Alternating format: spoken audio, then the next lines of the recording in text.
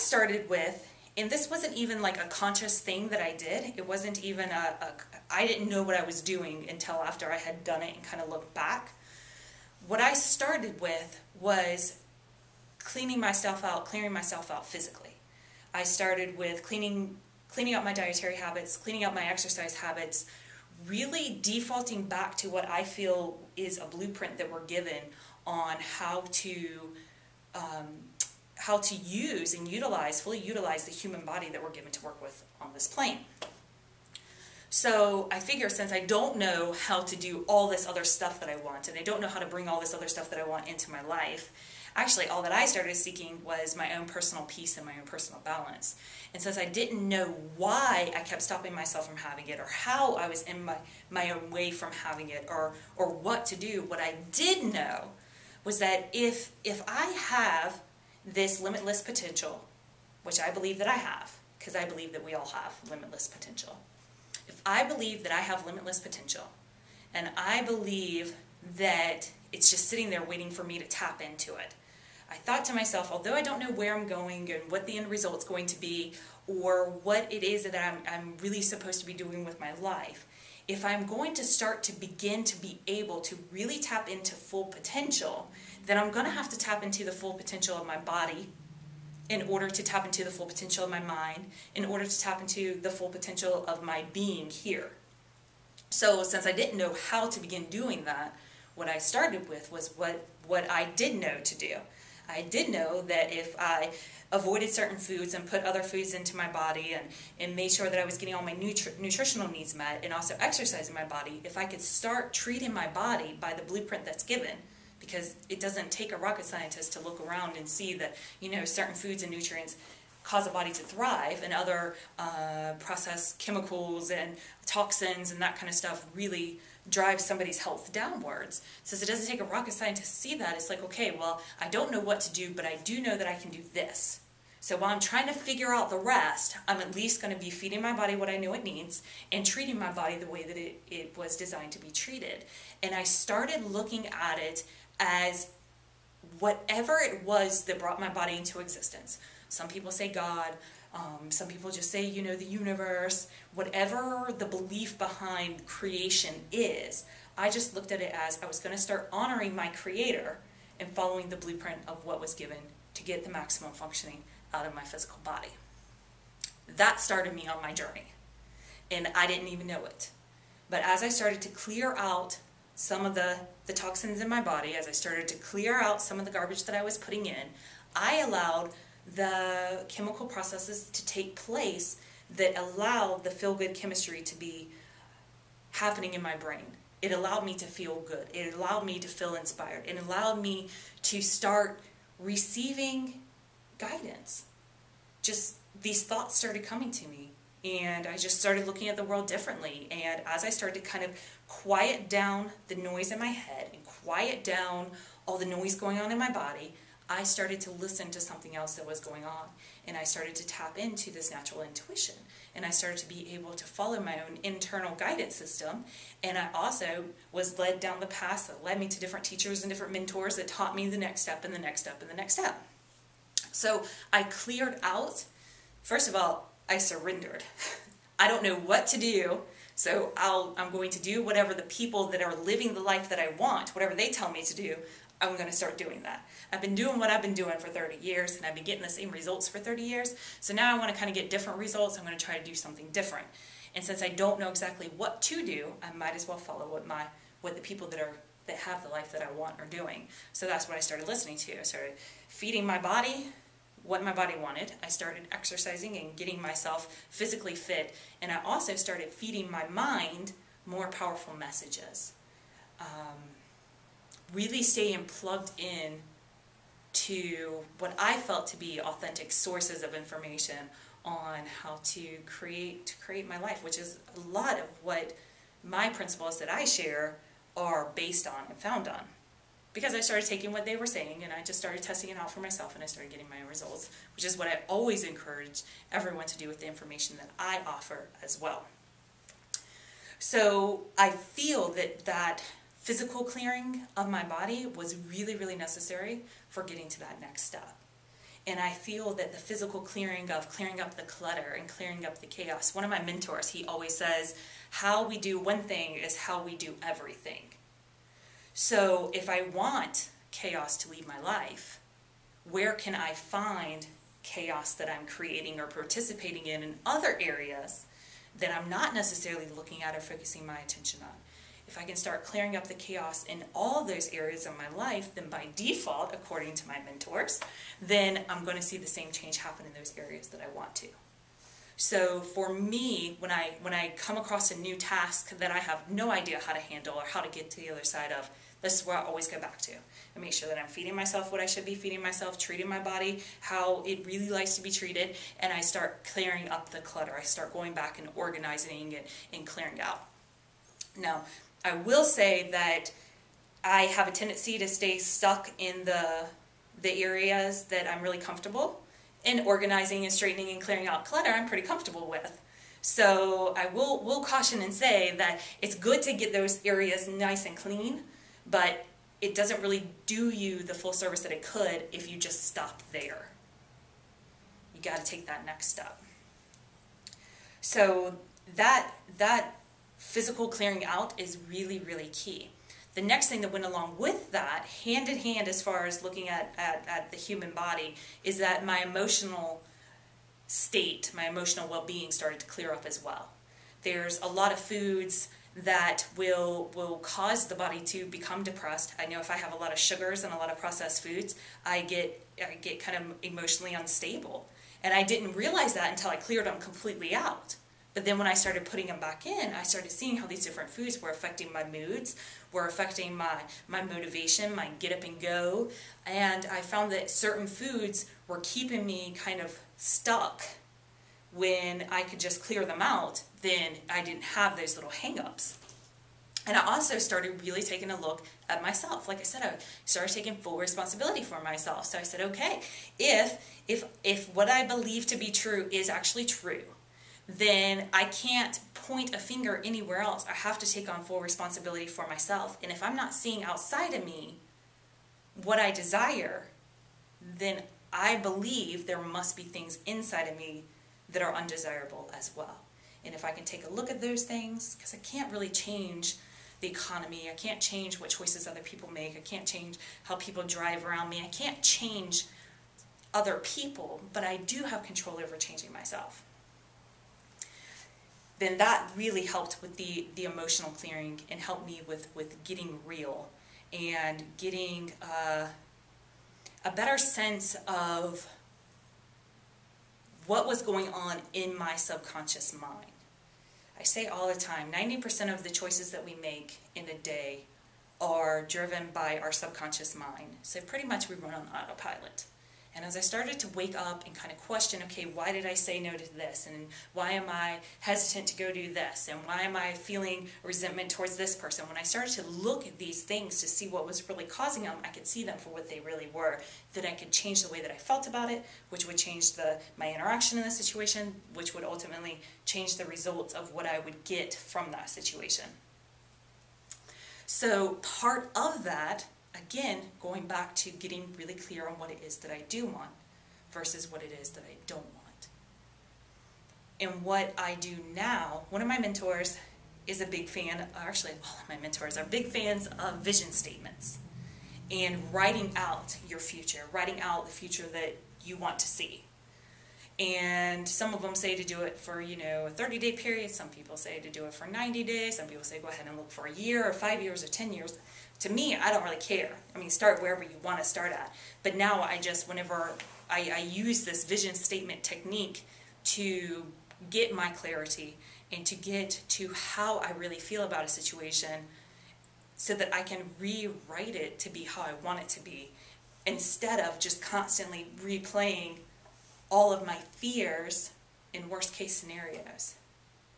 So if we go back again to previous teachings, the mind is not our friend. It's not designed to help us succeed and to reach our hopes and dreams. It's designed to keep us alive. So one of the things that the mind does is that the mind automatically will think of worst case scenarios, because if we can think of the worst case scenario, figure out a way around it, then whenever we enter the situation, we're more likely to survive. Well, my mind was constantly feeding me these worst case scenarios, and as soon as something would come up, you know, even if it was something that I was really excited about, I also had this other part that came up, and it was like, well, what are you going to do whenever this situation occurs, and how are you going to handle it when this happens, or that might work out well, but wait until this person hears about it. And it would manifest, it would make up all these different possible negative scenarios that could come about. When I really started to embrace, again, what a lot of my mentors, a lot of what I've read my whole life about, is that what we think about is what we bring about. My thoughts become things. That's like the whole thing behind the law of attraction. What you're thinking about is what you're bringing into your life. Well, it's one thing to make positive affirmations and consciously say them and write them and put them into work in your life. It's a whole nother thing to have 90% of the actions throughout a day being run by that subconscious mind that is subconsciously pulling up worst case scenario that I was so used to that I didn't even realize it was there. I was used to it. I didn't know that I could have a thought without having that thought too. I didn't know that there was a choice around that. And what I realized as I started to look into this and started to watch the people around me too, because I find it's a lot easier to see what somebody else is doing than to see what I'm doing. So I started watching the people around me, and I started listening to their languaging. And I saw time and time again when a scenario was presented, and even whenever I would talk to people about, you know, what makes your heart sing and finding your passion, a lot of people I would find would say, well, for some reason I really want to be a motivational speaker, but I don't think that that's possible because what's going to happen whenever I face this scenario or that scenario? And I could hear through other people's languaging the same thing that was going on in my head. I would have this brilliant, great idea, and then right along with it would come a situation that my mind couldn't figure out, and so it would stop me in my tracks. And even if I was saying positive affirmations over it, it was still like, when I say the positive affirmation, it almost felt like a lie, or that it wasn't true, it wasn't something that I was really believing, or even if I believed in the possibility of it, it still didn't sit on me the same way that this other underlying old story, misperception, or old belief system was simultaneously playing in the background. So then I just kind of shifted things. And what I found was that first of all, in order to create lasting change, you have to people make changes when the fear of the unknown is equal to the discomfort that they're currently experiencing. So when it's kind of like I got nothing left to lose is where people make changes. Around those big, scary kind of life-changing changes, not necessarily, you know, the little things that are non-threatening, you know, we can make those changes all day long and not think twice about it. But those big, life-changing decisions, to be able to create it and to create that lasting change, one has to get to a point where they're so miserable and so uncomfortable and so dissatisfied that they will do anything and they will face any devastation to have an opportunity to have something be even slightly bit better. And I find that a lot of times that's kind of like my motivating core. That's what I go back to now whenever I get scared or hesitant. I look at, okay, what's worst case scenario? Worst case scenario is possibly death. Okay, if I die, I don't have to deal with whatever repercussions go along with it. So, okay, I can check that off the list. Okay, second worst case scenario, I end up divorced by myself, living on the streets, whatever it is that I can come up with. I'll just let my mind run wild. Whatever I think the worst case scenario is, I'll take it and I'll just look at it. And every single time that I look at it, I know that I can survive it. It's either survive it or die. Die, it doesn't matter because I don't have to deal with it anymore. But surviving it, I know that I can get through it. I've faced some pretty steep challenges in my life. I've faced a lot of devastation. I've experienced a lot of heartache. And guess what? I've always lived through it. I've always gotten past it. I've always gotten over it. So that's what I'll do now. If I look at something and I'm kind of scared, I'll say, okay, well, let's look at it. What's worst case scenario? Or what's going to happen if I don't speak my truth, if I don't stand in my truth, if I don't make this change or lean into this or try to make this come about, things are going to stay the same. I don't want them to stay the same. So if I do go for it, what's the worst case scenario? Worst case scenario, and some of my clients, I'll actually have them like write it out. Like write it out, spell it out, face it, look at it. Worst case scenario, you're going to be right back where you started from. Worst case scenario, a lot of times is that you're just going to keep going back to what it is that you're doing. A lot of times for myself, especially if it's, making that next step in my business or making that next step in whatever endeavor it is that I'm looking into, worst case scenario is it's not going to work out and I'm going to be exactly where I am right now. So then it kind of puts it in a different perspective, and then I don't see what I have to lose by just giving it a shot, because I can always go back to what I'm doing. I could always go back to that. So you take like me wanting to find my peace and my balance in life, and where it was showing up physically that I was aware of, that it caught my attention, was in my own weight. And my weight would fluctuate up, and it would fluctuate back, and it would fluctuate up, and it would fluctuate back. And it got to that point where it's like, I know how to maintain my weight, so why aren't I doing that? So I can change my dietary habits and my exercising habits, and if I don't get what it is that I'm seeking for, I can always go back to what I'm doing. Nothing to lose. So that nothing to lose kind of philosophy serves me in a lot of scenarios, especially when it's facing the unknown. So once I can really look at the worst case scenario, face it for what it is, see that I'm fully equipped to handle it, or again, worst case scenario usually ends up being staying exactly where I'm at, then the next thing that I do is get really clear on what it is that I do want. What is it that I do want? And I use this technique around my business, around my family. I actually have, if you wanted to do like a 30-day or 90-day or a year projection of living into something, I actually have a worksheet. If you email me, Chrissy@holisticrestoration.com, I can send you this worksheet that I have that spells out. I look at 7 different areas, and I hope that I can remember them all right now. I look at my personal relationship, whatever intimate relationship it is that I have. I look at finances. I look at my spirituality. I look at my physical well-being. I look at my recreation and like my social activities, and I look at my contributions, and remember where the 7th one was, but I think you kind of get where I'm going. I don't just write out, I want this to happen in my business. I write out what I want my whole life to be like. I write out how this is going to affect all areas of my life, because if I can get really clear on how this is going to affect all the areas of my life, it makes why I'm doing it that much more important. And it makes it that much more clear on what I want. And it helps me. It just helps me to stay focused, and it helps me to really experience what it is that I want to have now.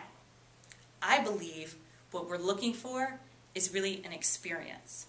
If you think about wanting a job, or wanting a certain car, or a certain house, or a partner in life, if you think about anything that your heart really desires and wants, it's not like physically having it, it's the experience of having it. It's what it feels like every time you walk through the door of that house. It's what you feel whenever you're behind the wheel driving that car. It's the emotions that come out of you in having that close, intimate relationship. It's not physically having that person there by your side that you're looking for. It's that experience of what that's going to bring about. So as I would look at each area of my life, I would write out what my ultimate goal is. And actually, I would write it in the future tense. So if I'm doing it, say, 30 days out or 90 days out or a year out, I'll date it for whatever date it is that I want it. And I will write it as if I'm sitting on that day looking back at my life and how my life has been affected in all these different areas. So even if it's a 30-day goal, I can still say, I'm more happier, fulfilled, more peace of mind, I'm working out more diligently, I'm contributing more, whatever it is that I'm looking to have happen in that 30-day period, I get at that point, and then I take that look back. And as I look at each area of my life, I think about what I ideally would want in each area of my life, and I think about it on a multi-sensual kind of level. I think about what it would sound like. I think about what it would feel like physically. I think about what emotions I would have. And I write it out. I write it out to where it's really believable for me. I don't make it right or wrong, and I don't really care how somebody else would feel reading it. I write it all out in the present tense, well, I guess kind of the past tense, as if it's already happening, as if I already have it. So it would be present tense as in, this is my life now. but writing it as if it has already taken place, so that as I read that statement, I can feel as if it's already a memory. I can feel all those emotions that go on with it. Instead of, I'm so grateful for this brand new car, it's, I'm so grateful for this brand new car, and this is how I feel whenever I drive that car. So why do that? There's a couple different reasons to do that. First of all, it helps me to get clear. It helps me to paint that ideal picture of what it is that I want. And I use this technique anytime that I face confusion. Anytime that I'm at that point where I'm like, I don't know what I want. I don't know if I should leave or if I should stay. I don't know if I should quit or if I should start over. I don't know what to do. Then instead of getting caught up in the how, which is none of our business, the how is none of our business. Notice I said 90% of receiving anything that you want is getting clear on what it is that you want. 10% is getting out of the way. There's no how in it. There's no doing. The mind wants to figure out how, but the how is not the mind's business. The how is what God takes care of, what the universe takes care of. Insert whatever word you like. That force beyond and behind things, that's what takes care of it. And I believe that if your mind can think of how it's going to happen, you hadn't even started to begin to think big enough. Because if you can figure out the how, you're not even pushing into your potential. If you can figure out the how, you're just getting started. So I like to go with something that's big and then let the how take care of itself. So if I believe that all my dreams are trying to come in to me, then I might as well start dreaming big. I believe what I wanted me before I even wanted it. So to me, with that philosophy, it's kind of it's a done deal. It's a done deal. If I have the desire to do something, I believe that that desire was planted in me and it was there because that something wanted me before I even knew that I wanted it. So looking at that and the belief that 90% is getting clear and 10% is getting out of my own way, those two things have allowed me to accomplish things that I didn't really think were possible. In a fraction of the time that my mind would have thought would have been needed to lay everything out. And what I noticed in my past is that even if I was clear, like I had a gut hit, I had an instinct that like I know this is the place for my massage practice. I know this is where it's going to be. I would mistakenly get very attached to that outcome. I had to have it because I felt like it was what I was supposed to have. Well, what happened is that when I felt like I had to have it, my mind would say, okay, well, to get it, this is what you need to do. You need to contact this person, and this person needs to do this, and then we've got to figure out this, and we've got to figure out this, and we've got to figure out this. So I would put my blinders on and only look for those things that my mind told me is what I needed. Little did I know that the universe doesn't work that way. The universe is going to send you what you need, not necessarily what you want. And if I am shutting out and saying no, because it doesn't look like that thing that I have my mind set on, I can prolong how long it takes to get to what I want, or I can create a lot of obstacles along the way. Because I think it's got to look one way. When other ways start showing up, I'm like, nope, nope, nope, that's not it, that's not it, that's not it. But it's not for me to know how. It's for me to say, okay, 90% in getting clear, so I'm clear this is what I want, and 10% in getting out of my own way. So to get out of my own way, I start accepting the offers that are handed to me. If I believe it's coming to me because it wants me just as much as I want it, then it's up to me to just discover all the things that are put in my path that's going to lead me exactly to what I want. So the first thing that I had to do was I had to stop listening to this in what was saying no. Because if I would set forth the declaration, okay, I want to grow my practice.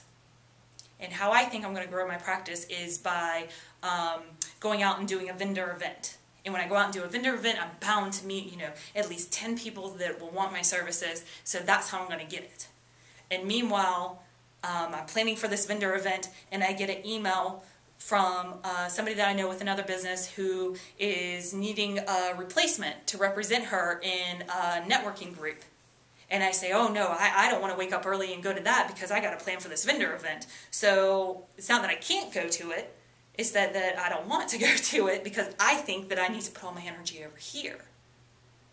But what if it was that networking event that the universe created an opportunity for me to be at, because that's where I'm going to meet those clients. I wouldn't know if I don't go. So now I just play this little game, and it's called accepting the offer. Whatever's handed to me, I take. Whatever's offered, like, why don't you try doing this, instead of being like, oh, no, that's never going to work, because I know so much. Instead, I was like, okay, maybe I should give that a try, because I put out to the universe, this is what I want. The universe immediately responds and says, here's how you're going to get it. And it's up for me to figure it out along the way, and to stay out of my own way, and to quit listening to this, and trust what I'm being led to and what's being presented to me. Because I could turn down 15 offers that would have given me exactly what I wanted, because I'm so blinders on looking for that one thing that I think that I have to have.